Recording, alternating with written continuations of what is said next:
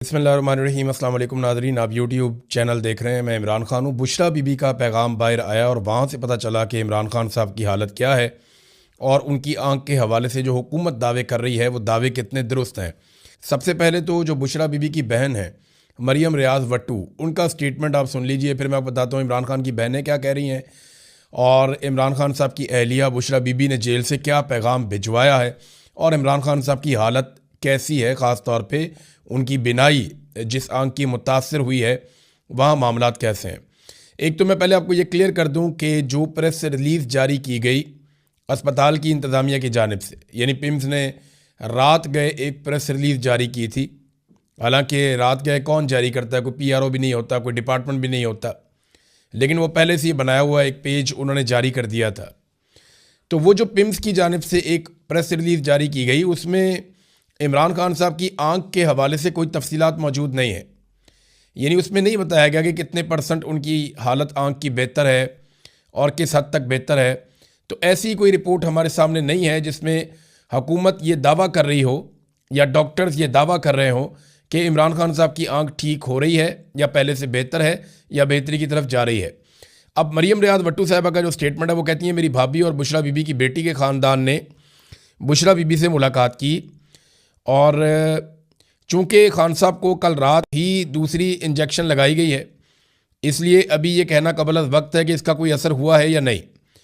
इनकी आंख अभी भी सूजी हुई है और इनकी हालत गुज़िश्ता हफ्ते से बदस्तूर वैसी ही है जैसी पहले थी।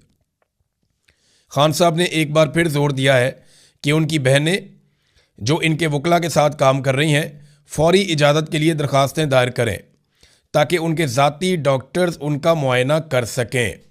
ये जनाब मरियम रियाज भट्टू साहिबा ने कहा, जो बुशरा बीबी की बहन है। उस्मा खानम जो इमरान खान की बहन है, उन्होंने एक ऐसा स्टेटमेंट दिया है जहाँ से शक्कू को शुबात मज़ीद बढ़ जाते हैं। उन्होंने कहा जी हमें यकीन नहीं है कि इमरान खान के जो ब्लड टेस्ट किए गए हैं ये इमरान खान के ही हैं या किसी और के हैं। कौन से टेस्ट किए हैं, किसके सामने किए हैं, टेस्ट का रिज़ल्ट इमरान खान का रिज़ल्ट है या किसी और का है। जब तक इन लोगों के सामने टेस्ट नहीं होंगे जिन पर हमें एतबार है तब तक हमें तसल्ली नहीं होगी। ये जो छुपा रहे हैं इसके पीछे क्या वजह है। देखें, ये इमरान खान वज़ीर आज़म पाकिस्तान थे जब नवाज शरीफ साहब के जाली टेस्ट करके उन्हें बताया गया कि इनके तो प्लेटलेट्स बेड़े गर्क हो गया और हर थोड़ी देर के बाद एक जाली टेस्ट आ जाता था और दबाव मज़ीद बढ़ जाता था। अदालतों के अंदर मामला जा रहे थे, मीडिया के अंदर मामला जा रहे थे, हत्ता कि कैबिनेट को बैठ के फैसला करना पड़ा कि नवाज शरीफ के साथ करना क्या है। फिर अदालत को एक स्टाम्प पेपर देकर इमरान खान से इजाज़त लेकर नवाज शरीफ साहब पाकिस्तान से बाहर चले गए। फिर एस्टेब्लिशमेंट के जो बहुत करीबी शख्स हैं फैसल वाडा, बल्कि वो खुद एस्टेब्लिशमेंट के अंदर ही होते हैं, तो फैसल वाडा ने ये इंकशाफ किया कि नवाज शरीफ का जो खून था वो नवाज शरीफ का नहीं था, बल्कि कुछ लोगों ने यहाँ तक बताया कि वो किसी जानवर का खून था और नवाज शरीफ की जाली रिपोर्टें बनाई गई थी। और हत्ता कि फैसल वाडा ने कहा वो रिपोर्टें तो घर बैठकर बनाई गई थी, उनका तो किसी लेबॉर्ट्री से ताल्लुक़ कोई नहीं था, तो जाली रिपोर्टें नवाज शरीफ की बनाई गई थी। तो जिन्होंने नवाज शरीफ की जाली रिपोर्टें बना के उस वक्त के वज़ीर आज़म इमरान खान को धोखा दिया, आज वही इमरान खान जेल के अंदर है तो वो अब धोखा नहीं दे सकते। बिल्कुल दे सकते हैं। जो वज़ीर आज़म को चीट कर सकते हैं, वो एक कैदी को चीट करने में उनको क्या प्रॉब्लम है, वो कर सकते हैं। अलीमा खानम का जो स्टेटमेंट है, क्योंकि अभी इमरान खान साहब की गैर मौजूदगी में अलीमा खानम ही फैमिली के मामलात को ऑलमोस्ट लीड करती हैं और उनका बयानिया जो है या उनका जो स्टेटमेंट है वो माना जाता है मुस्तरद। तो उन्होंने कहा जी इमरान खान ने पैगाम दिया कि उन्हें नज़र नहीं आ रहा, मेरे डॉक्टरों को मुझ तक रसाई दी जाए, ये है जी सिंपल बात। फिर उन्होंने कहा जी कि इमरान खान से आज भी किसी की मुलाकात नहीं हुई।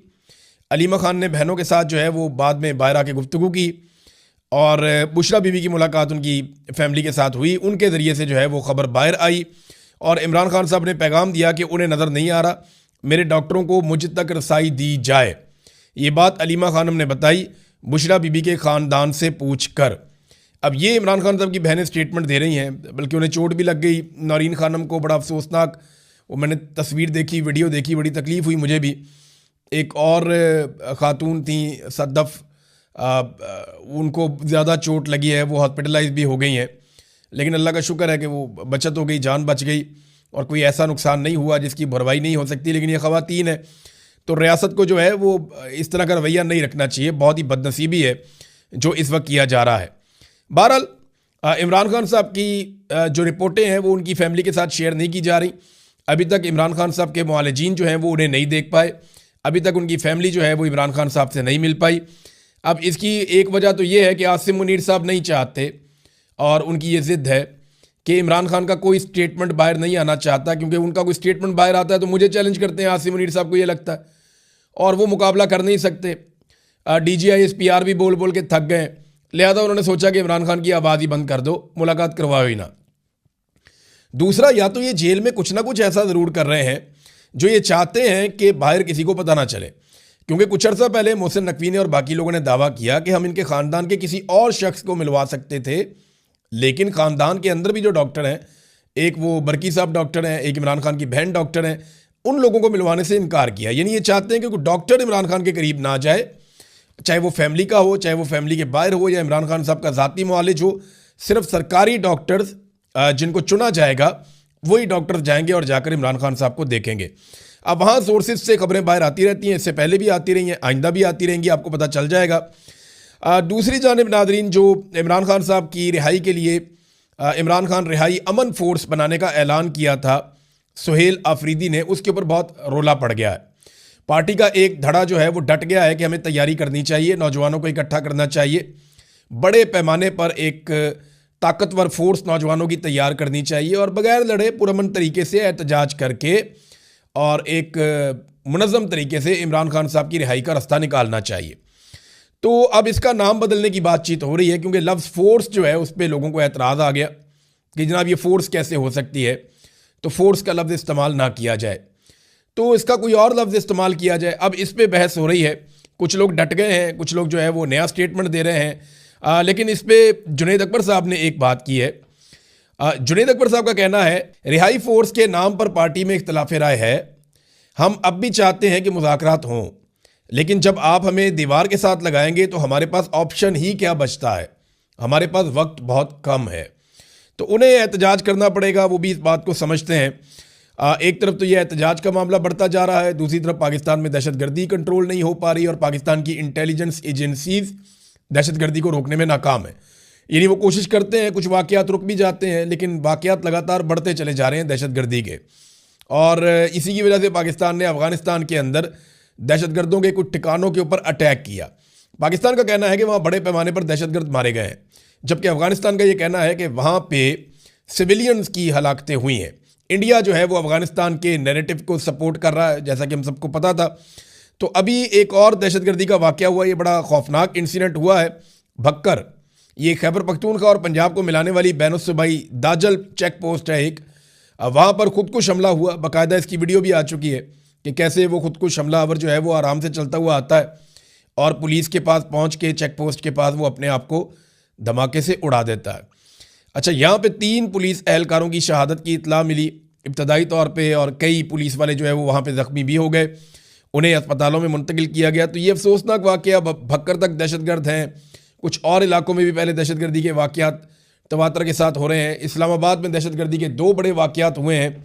ये बड़ी अफसोसनाक सूरत हाल है पाकिस्तान में, और पाकिस्तान के सिक्योरिटी इदारों और एजेंसियों के लिए बड़ा चैलेंज है। अब एक चीज़ मैं आपके सामने और रखना चाहता हूँ नाज़रीन, के पाकिस्तान जो है वो दहशतगर्दी के तमाम वाक़यात का इल्ज़ाम फितनतुल हिंदुस्तान के ऊपर लगाता है कि ये फितनतुल हिंदुस्तान है, फितनतुल खवारिज, फितनतुल हिंदुस्तान। तो मामला ये है कि अफ़गानिस्तान के ऊपर तो हम अटैक करते हैं और अफ़गानिस्तान के साथ तो हमने तिजारत बंद कर दी है, वो इसलिए कि ये फितनतुल हिंदुस्तान के जो दहशतगर्द हैं वहाँ से आते हैं, लेकिन फितना तो हिंदुस्तान का है पाकिस्तान के बकौल। तो पाकिस्तान अफ़गानिस्तान के साथ तो तिजारत बंद कर गया, लेकिन जहाँ से ये दहशतगर्द सपोर्ट जहाँ से मिलती है, जहाँ से पैसा मिलता है, जहाँ से वो ट्रेंड होते हैं बकौल पाकिस्तानी इंटेलिजेंस एजेंसियों की रिपोर्टों और पाकिस्तानी रियासत और हुकूमती इदारों के और हुकूमत के बयानिए के मुताबिक, तो उनके साथ तजारत पाकिस्तान ने बंद नहीं की।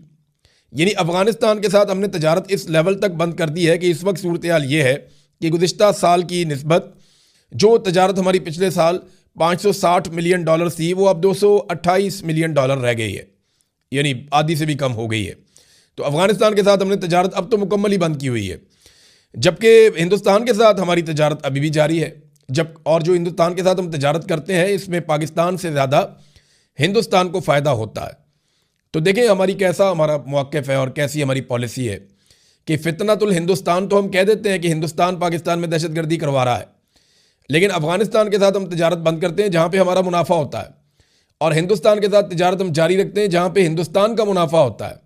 कमाल नहीं कर रहे वैसे। बयानुल मरसूस तो आपने इंडिया के खिलाफ लड़ाई लड़ी थी, अब इंडिया में पटाखा भी चलता है तो वो पाकिस्तान के अंदर घुस के अटैक करते हैं, और पाकिस्तान के अंदर अगर फितनतुल हिंदुस्तान जो पाकिस्तान बार बार कह रहा है वो अटैक करते हैं तो पाकिस्तान अफगानिस्तान में चला जाता है अटैक करने के लिए। तो जिसने हमला किया या करवाया या जो इसके पीछे है या जो मास्टरमाइंड है उसके पीछे पाकिस्तान नहीं जा रहा। ये भी एक पॉलिसी है जिसके ऊपर थोड़ा गौर करना पड़ेगा, क्योंकि लगातार पाकिस्तान में दहशतगर्दी हो रही है, वाक़यात बढ़ते जा रहे हैं। ये देखें ना आप, तलाल चौधरी का स्टेटमेंट, ये बहुत ही अजीब स्टेटमेंट है। तलाल चौधरी दाखिला का वज़ीर मुमलिकत है। तलाल चौधरी का कहना है कि हम ये जंग दुनिया को दहशतगर्दी से बचाने के लिए लड़ रहे हैं। और भाई दुनिया अपने आप को खुद ही बचा लेगी, दुनिया बहुत